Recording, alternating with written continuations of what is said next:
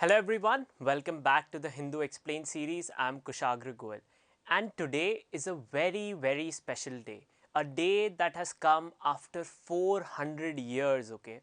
Today is a day where you can witness something in the sky that human generation for 400 years have not witnessed, which is the Great Conjunction.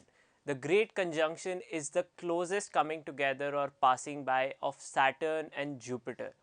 They will be the closest in the time period of recorded history since 1623.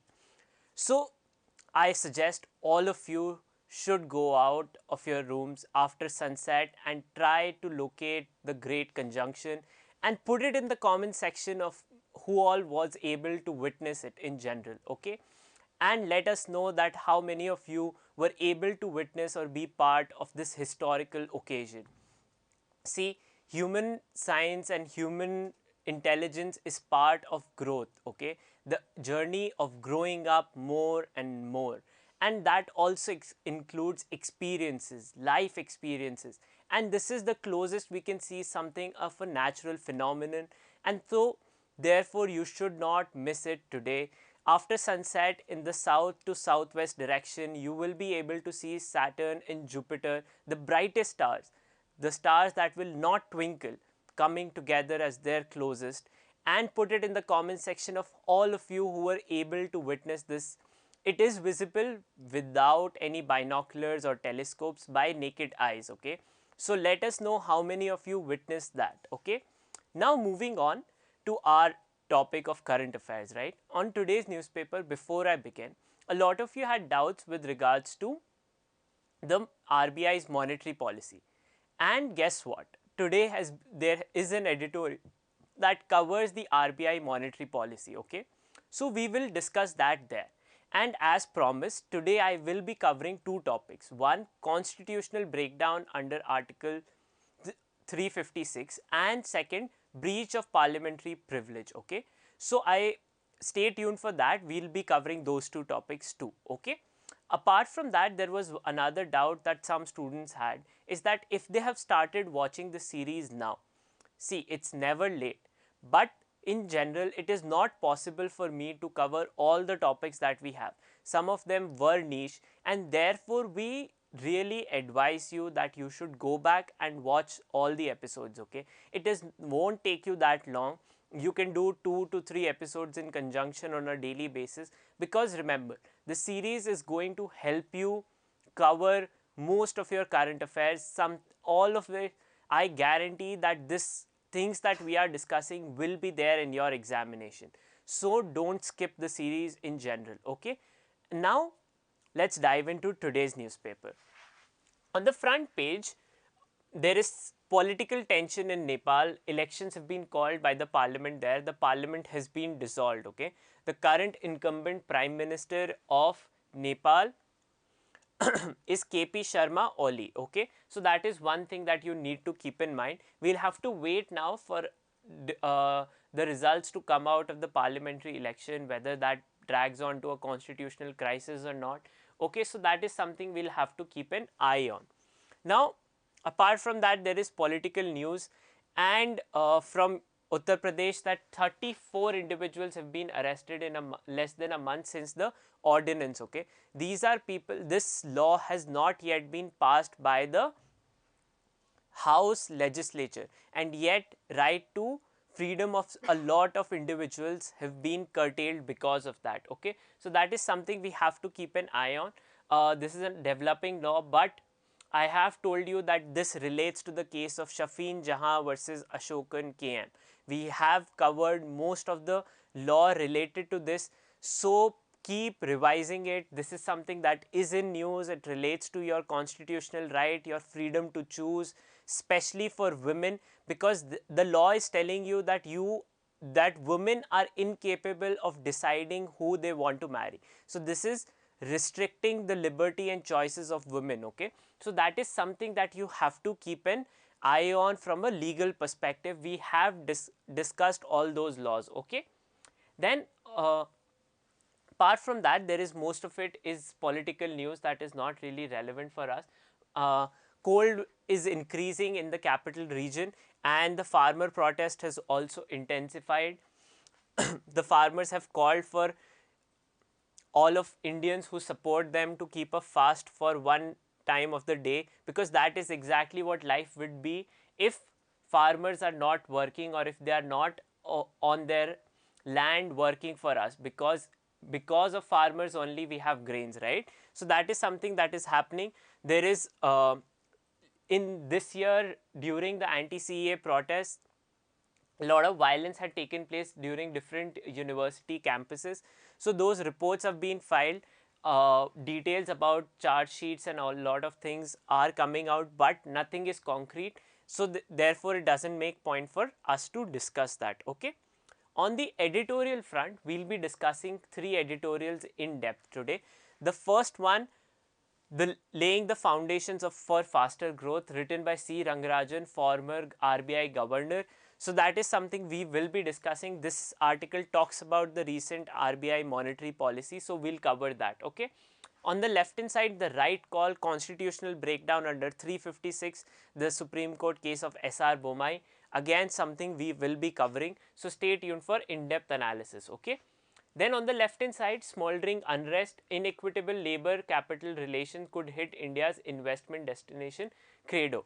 This is with relation to the violence that has taken place in Bangalore at the factory of Vistron, where where the factory workers went on a violence because they had not been paid for past 4 months. Okay. So this editorial tells us that, see, if India has to come across as an alternative to China for a manufacturing hub, our labor laws should come across as more ethical, supporting more labor rights, and ensuring payment to laborers is the bare minimum that we can do. Had the labor department been more vigilant, those worker rights would not have been curtailed for so long and led to violence in general. Companies these days are very concrete and adamant on coming across as sustainable, someone who are not hampering worker rights in general. So therefore, there is a lot of opportunity for India to come across as an alternative to China, and therefore this editorial states that our labor laws should be the one that assist the laborers and in general support a more holistic capitalism in general. Okay. Then on the left hand side, stopping the slide of healthcare in India. This is talking about how Indians should be spending more on primary healthcare, and conflicts between insurance and generally public and private expenditure on healthcare, where private healthcare services are mostly about profit and creating more demand. So therefore, they harass people, they give us unnecessary tests which are not really beneficial for the patients in general. So this is talking about if people are more aware about their primary health care, the chances of them suffering from secondary or tertiary would be less. Okay. Then on the left hand side, this is values that govern advertising. This is the Hindu editor telling us what are the editorial values that they support with regards to advertisements. The left hand side is with regards to a new law that Maharashtra Assembly has brought in for women's, okay, the Shakti Act. We will be discussing a little bit more depth of this. Okay. On the left hand side, beyond just persuasion, the protesting farmers need sincerity, accountability from the center and not edification. This is telling us how there is a trust deficit from the farmers, and that cannot be bridged by just giving out more information. The government needs to reach out to the farmers far more. Okay. The data point again relates to death penalty in general in India and across the globe, which is also in conjunction with the Shakti Act. Okay. So I'll be covering both of them simultaneously. Now, again on the national front, there is not much news for us from the point of in-depth analysis.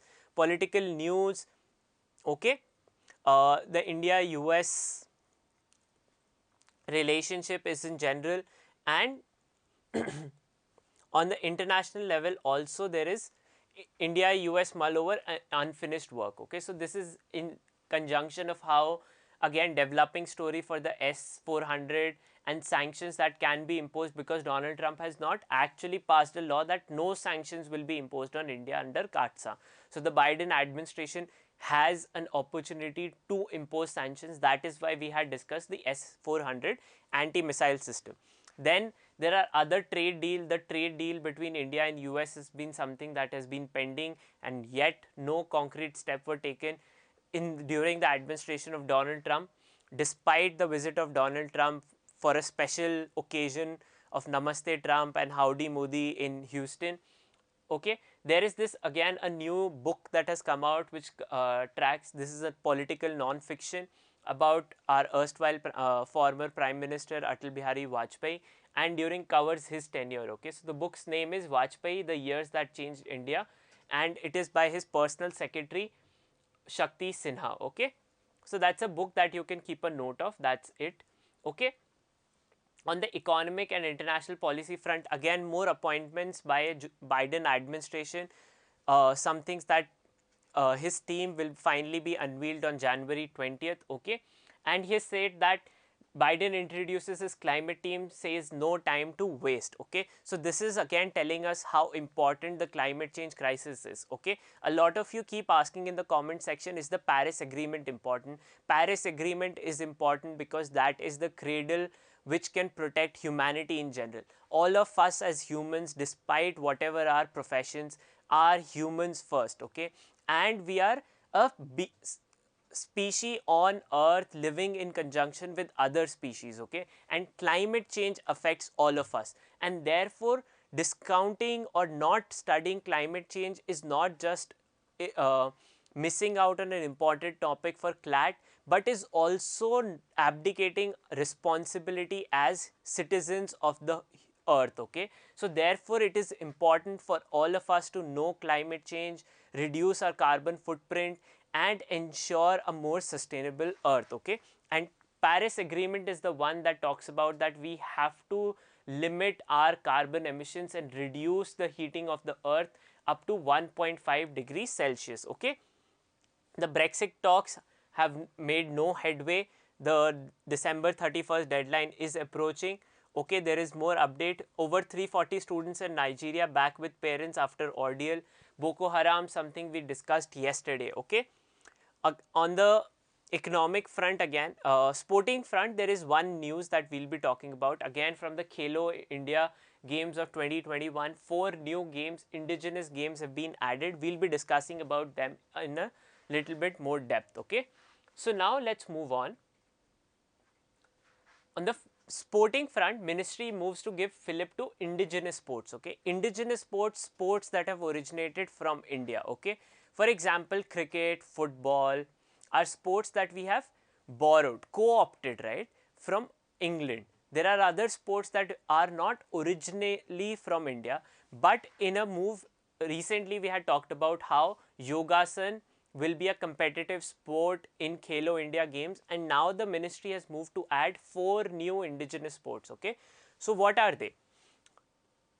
The first one is Kalari Payattu. Okay, Kalari Payattu is also a form of martial arts, originates from Kerala. Okay, then second is Malkham. Malkham, a lot of you would be aware of, is basically from Madhya Pradesh and Maharashtra. It is a gymnast related sport which tests your internal body strength and stability using the Malkham. Okay, then is Gatka, which is used by Nihang Sikhs. Okay, it is a game that Nihang Sikhs from Punjab play.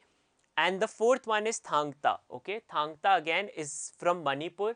It is primarily celebrated during the Manipur's Hornbill festival, but it is also another form of martial arts. Okay, so that is another sport that has been added. So the name of these sports, their original states, their little bit of cultural relevance becomes important. Once Khelo India Games finally open up and there will be a lot of time to discuss, then we'll be talking about these details, because it will be interesting from person in news and sports point of view about winners of the first competitive indigenous sports in these categories. Okay, that is something that we can talk about. As of now, 4 new indigenous sports for Khelo India Games 2021, names, state of origin. Okay, more details whenever they are out, and once the games actually open up, we'll discuss. Now moving on to the next news. The next news is the Monetary Policy Committee. What is the MPC? The monetary policy, monetary money supply, right? So the RBI quarterly comes up with monetary policy supply, okay? But before I get to that, let's discuss a little bit about the editorial in general, okay? So written by C. Rangarajan, the former governor of RBI, what is it telling us? Laying the foundation for faster growth. It tells us two facts, okay? That one, India's GDP needs to grow by 8% in 2021 for us to recoup or reach the level of GDP that we will lose this year. No wonder whatever be the growth in Q3 and Q4, India's GDP will contract. This will be the first time since independent India that our GDP will contract, okay. The scope of contraction is something that we'll have to keep an eye on. Nevertheless, India needs to grow at 8% in 2021 to reach the level of what we were in 2019, okay. So what to happen, one fact that is this, okay, that India's GDP will contract. The scope of contraction is something that has to be kept an eye on. The second is the editorial is telling us what the monetary policy of the RBI is, okay. So why is the editorial telling us these monetary policy, fiscal incentives, growth and investment? It is telling us because if you have to reach 8%, India under the current government, India has never reached that much amount of growth. It hasn't happened under this government for past 7 years, okay. Nevertheless, for that to really happen, what are the steps that the government needs to take, okay. So they are being enlisted and that is why we need to talk about them. So the first of them is the RBI's policy, what the central bank can do, right. So the monetary policy is part of the central bank's operation. What are the 3 steps that the central bank has taken as part of its monetary policy? The first is lower interest rate. When the interest rate for which you have to pay to the bank when you take credit is lower. For example, a lot of e-commerce websites these days give zero interest loans, right, or EMIs with zero interest. So that is a incentive for consumers to buy that product, right. So which is exactly the low interest rate incentive. When the interest rate for banks, home loan, housing loan, car loans is cheaper, you are more incentivized to take such loan. When you are taking more credit, businesses are booming because when they are selling more, only then they will pay to their workers. When they are paying to their workers, they will also be buying more. So that creates growth in the economy, right. Infuse more liquidity, provide more money. Second, policy measures for easy loans. Ease out the process of loans. Make it easier for businesses, startups who want to take loans, okay. So that is exactly the policy measures that policy of the RBI, okay, to ease the norms with which you can take the loan. And third is the loan moratorium. That is, once the lockdown was in place, RBI gave the banks to pass on this policy that for people who have EMIs, because the lockdown incomes were stalled, people were not provided their salaries, but they still had their loans to pay, right. So they had the option to delay or defer their payments for loans, okay. This was the loan moratorium policy. Earlier people had to pay interest on the moratorium, but that was waived by the bank after discussions and deliberation with the Supreme Court. A hearing went on in the Supreme Court, it is still going on, but nevertheless now even for those people who took the moratorium, they did not have to pay any extra interest. So that is the steps that the bank took, okay. The central bank took to provide more money. What the banks do is they take your deposits and provide loans, okay. So therefore the monetary policy covers that.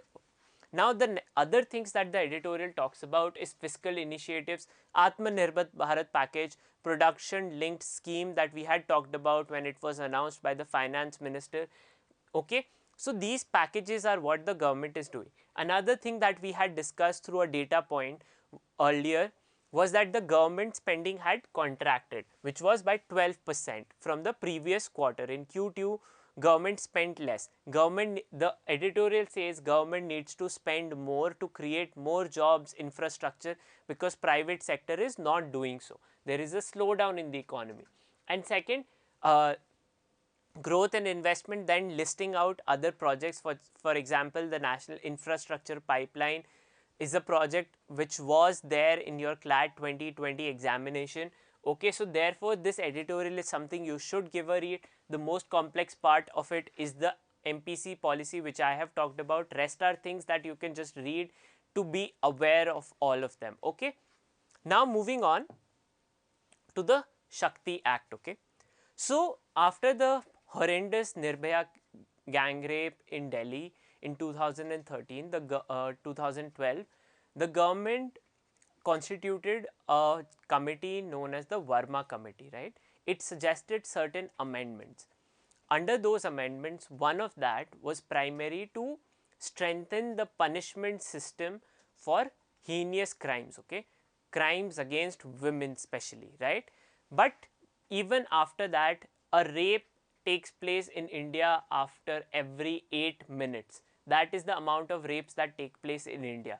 And therefore, different states have been taking more stringent measures. On similar lines, Maharashtra had announced a new act which is known as the Shakti Act. Okay, under this act, the government proposed new measures. Okay, which is that death penalty for heinous crimes against women.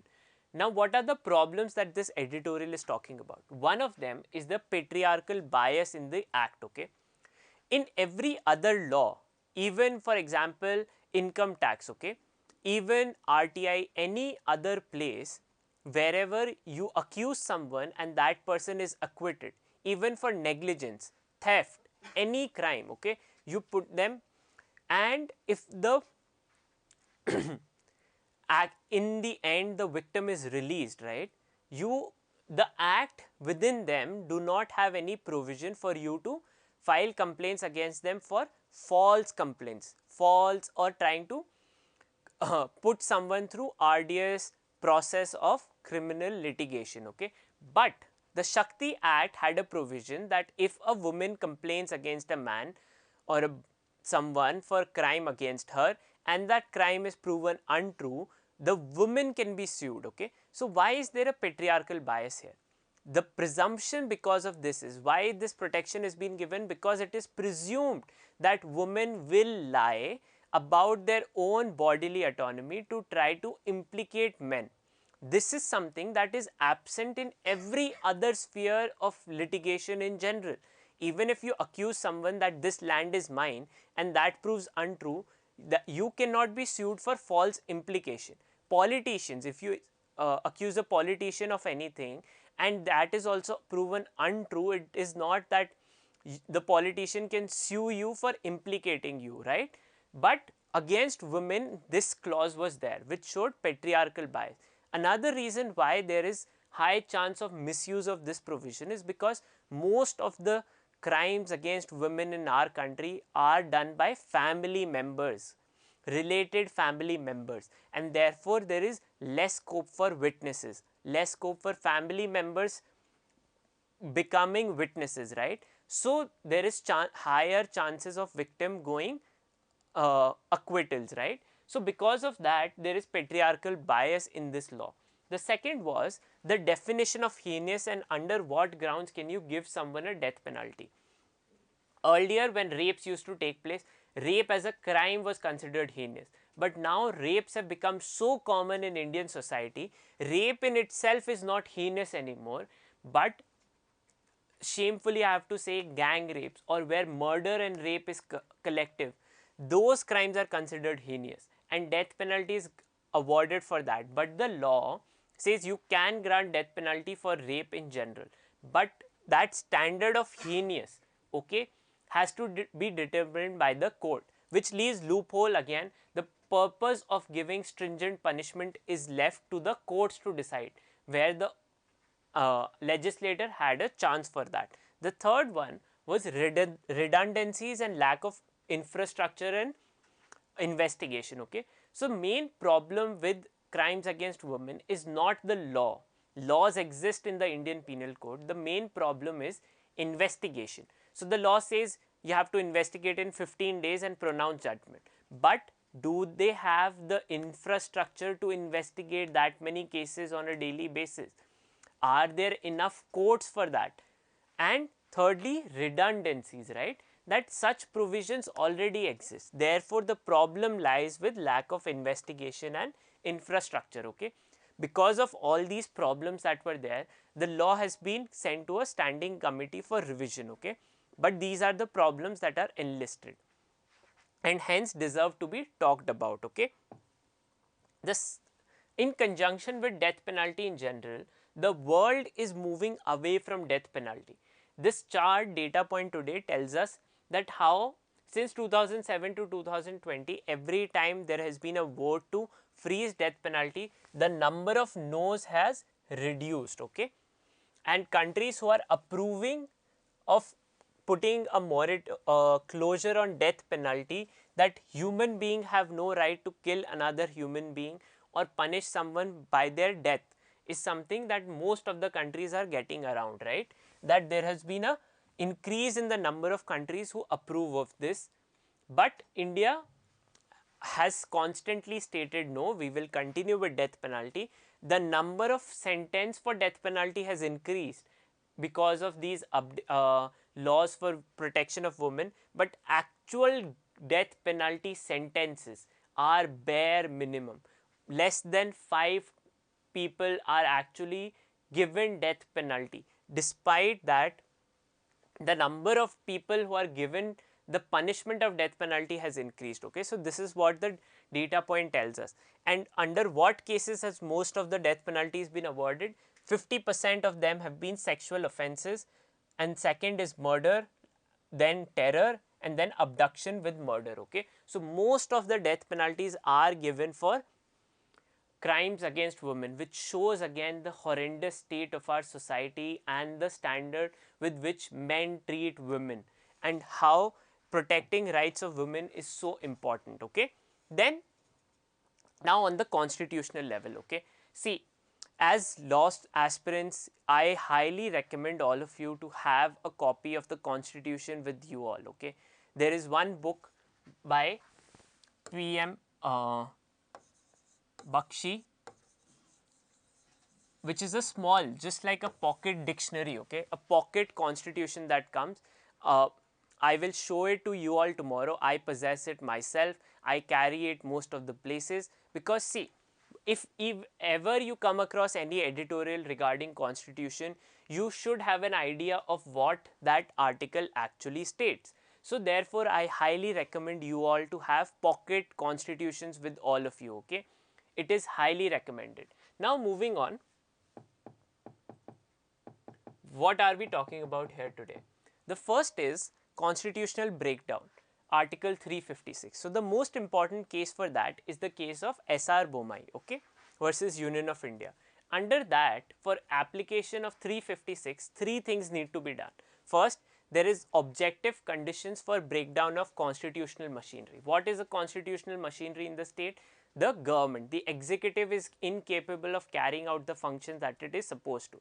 So for example, during the demolition of the Babri Masjid in 1992, the UP government was, the state of Uttar Pradesh was placed under presidential rule, because the government was unable to prevent a mob from demolishing a mosque, right?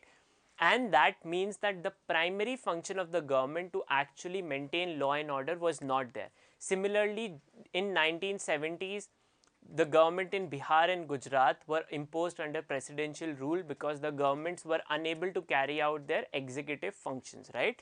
So the standard is that objective conditions of a real constitutional breakdown exist in the state. The second is the same is stated so by the Council of Ministers and approved by the House of Legislature in that particular state. And then there can be a judicial review, which was there in 2015 when the government in Uttarakhand were dismissed. The government went to the Supreme Court to tell that no, the ground of removal of our government was incorrect, and that was overturned, okay, in Uttarakhand. So therefore, this is the real cycle. In Andhra Pradesh recently, the High Court placed themselves first, okay. The phrase being used is put the cart before the horse, right. Horse carts, horse are front and the cart is behind. But when you put the cart in front of the horse, it makes it more difficult to push, right. And that is what the High Court had done. The Supreme Court stayed it and stated that no, the courts have no authority to look into it until these things have been done by the legislature themselves. It is in the scope of the legislature to discuss all of this. The final judgment hearings will begin in January, but Article 356, the case of SR Bomai, is this, okay. The second thing that I promised was breach of privilege, okay. Again, leads to two articles, Article 105 and Article 194. What are they talking about? It is the immunity of legislators when they say anything in the house, okay. So if you are an MLA or an MP, the statements that you make in the house are immune from prosecution in civil and criminal liability, okay. Therefore, that is a protection given to the legislators from exercising their opinions more so in the house, okay. So the recent controversy in Maharashtra is this immunity also gives the power to the legislature to carry out or complain or take action against those individuals who try to threaten this immunity, okay. So the action against media houses or individuals is when they are trying to breach this immunity of the legislators by stating something untrue in the media, spreading misinformation, okay. So under these two articles matters, okay.